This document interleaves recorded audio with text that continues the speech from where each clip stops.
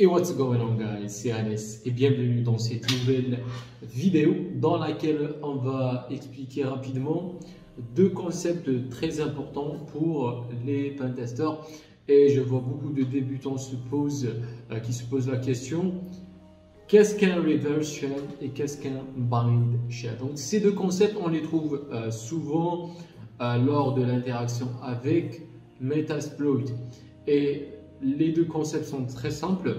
Le reverse shell, c'est le fait que votre système ou le serveur distant que vous êtes en train de tester, c'est lui qui va créer la connexion vers votre machine attaquante.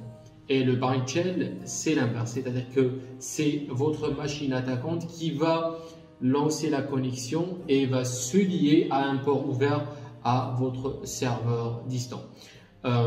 Pourquoi il y a ces deux types de shell? Parce que il y a deux possibilités, soit le serveur distant qui va se connecter à votre machine attaquante, soit votre machine attaquante qui va se connecter ou initier la connexion vers votre serveur distant.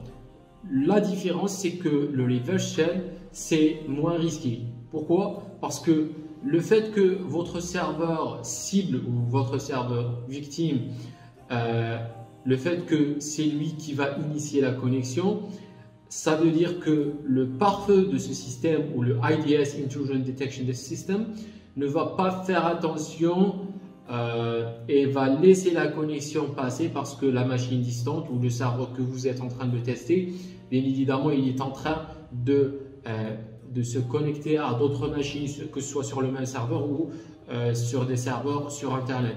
Du coup, si vous poussez la machine serveur ou le serveur distant à lancer la connexion via un port commun comme le port 80 ou le port 443, le pare-feu ne va pas faire attention à ce genre de connexion parce que c'est presque légitime.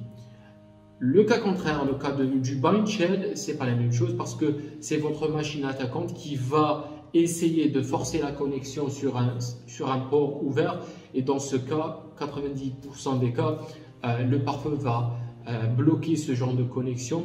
Il va alerter le système, le sysadmin de ce réseau, de ce serveur. Donc ça, c'est la majeure différence entre le reverse shell et le bind shell. J'espère que ça a été clair. Si vous avez des questions, vous pouvez les mettre dans la section de commentaires, les pouces bleus, et peace.